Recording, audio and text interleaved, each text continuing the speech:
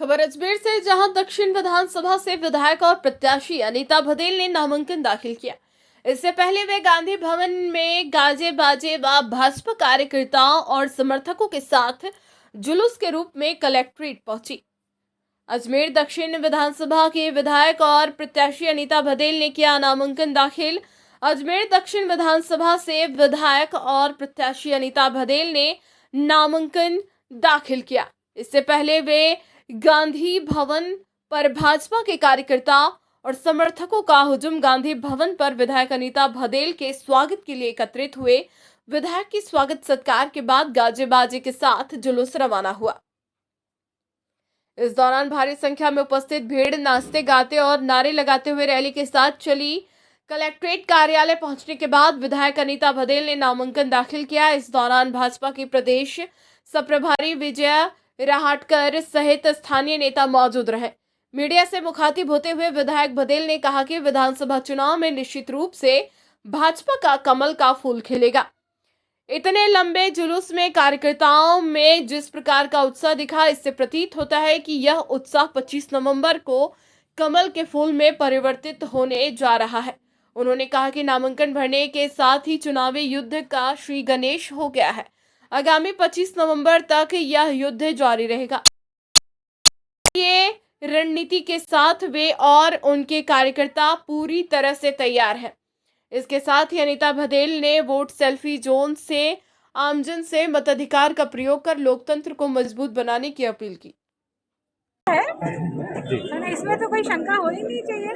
Bharatiya Janata party का कमल का फूल निश्चित रूप से इस आगामी विधानसभा के चुनाव में खिलने जा रहा है। और जिस तरह से आपने देखा है कि इतना लंबा जुलूस, किस तरह से नाचते गाते बजाते हुए कार्यकर्ता इतना लंबा पैदल चले हैं, उससे ही उनका उत्साह दिखाई दे रहा है। और ये उत्साह जो है वो आगामी 25 तारीख को कमल के फूल के रूप में परिवर्तित होने वाला है। इसलिए मैं समस्त कार्यकर्ताओं का आज आभार व्यक्त करती हूँ कि उन्होंने अपना अमूल्य समय तो दिया ही दिया, इतना समर्थन भी दिया, तन मन से उन्होंने मुझे आगामी चुनाव की शुभकामनाएं दी हैं। इससे अच्छी कोई बात हो नहीं सकती है। इसलिए आज हमने नामांकन दाखिल कर दिया है।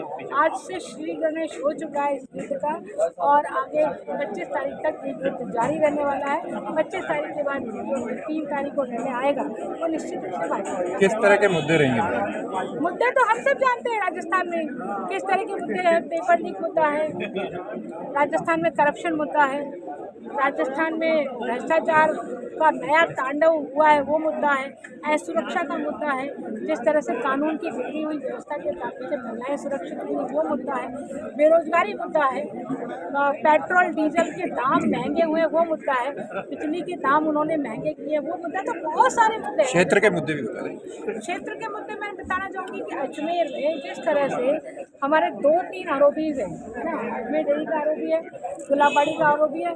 जब भारतीय जनता पार्टी का शासन था तब वो आरोपी का शिलान्यास हुआ, लेकिन पिछले 5 वर्षों में काम पूरी तरह से ठप पड़ा है। हजारों बार विधानसभा में आवाज बनकर के उठी है, उसके बावजूद ये सरकार की मशीनरी के कानों पे दूर तक नहीं रहनी। पानी का मुद्दा है, पानी जो भारतीय जनता पार्टी के शासनकाल में 24 आवर में आना शुरू हो गया था, वो पानी अब 48 आवर्स में आ रहा है। तो पानी एक दूसरा बड़ा मुद्दा है।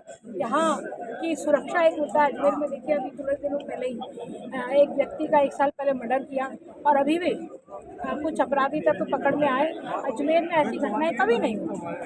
3-3 लोगों को मर्डर करने की सुपारी लेकर के लोग घूम रहे हैं, ऐसा कभी नहीं हुआ। तो बहुत सारे मुद्दे हैं। देखिए प्रतिद्वंदी पहले तो हमारे सभी जो प्रत्याशी हैं भारतीय जनता पार्टी के, उनको मैं बहुत बहुत बधाई देती हूँ। और बहुत ही आज का जो वातावरण अजमेर में है, मैंने जो देखा है वो बहुत उत्साहपूर्ण ऐसा वातावरण है। कार्यकर्ताओं में ऊर्जा है, उत्साह है, और उसी के साथ साथ जनता ने भी इस आज के रैली को अपार समर्थन दिया है।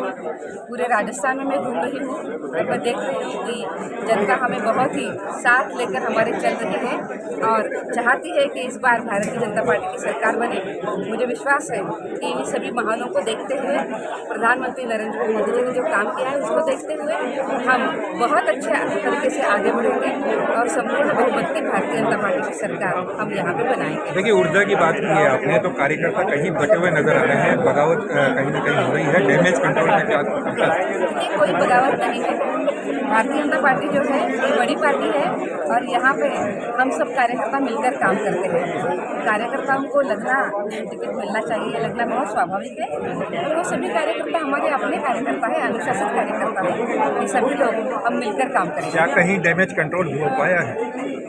अपने कार्यकर्ता हैं, उनके साथ बात भी होगी और वो काम में भी लग जाएंगे। हम उनके साथ जाएंगे, उनकी भावनाओं को समझ कर लेंगे और मिलकर काम करेंगे। उत्तर और दक्षिण विधानसभा क्षेत्र के दोनों प्रत्याशी आदरणीय देवनानी साहब, आदरणीय अनिता जी बघेल ने आज अपना नामांकन दाखिल किया है और जिस प्रकार का एक जोश और जुनून कार्यकर्ताओं में है, निश्चित रूप से मैं कह सकता हूं कि एक ऐतिहासिक रैली, नामांकन रैली आज निकली है और जिस प्रकार से अजमेर की जनता ने आगे बढ़कर के दोनों प्रत्याशियों का स्वागत किया है, ये इस बात का संकेत है कि शायद 3 दिसंबर को बहुत परिणाम में आने में देरी है, लेकिन आज जनता ने तय कर दिया कि भारतीय जनता पार्टी को जिता करके इन दोनों सीट से हमारे विधायक को भेज रहे हैं। देखिए, कार्यकर्ता भी तय कर रहे हैं और बगावत की जो देखिए, मैं कह सकता हूँ कोई डैमेज नहीं होगा। आप निश्चित रूप से मान के चलिए, जैसे जैसे नामांकन की प्रक्रिया की तारीख आगे बढ़ेगी, आप देखिएगा हमारा कोई कार्यकर्ता पार्टी के खिलाफ नहीं जाएगा। पार्टी के अंदर हमारी अपनी पूरी व्यवस्था है, हमारा पार्टी अपने कार्यकर्ताओं को साथ संभाल करती है, उनसे बातचीत की जा रही है और उनको उचित सम्मान के साथ निश्चित रूप से पार्टी के साथ हम खड़ा करने का आपको दिखाओ दशा भी दिखी है।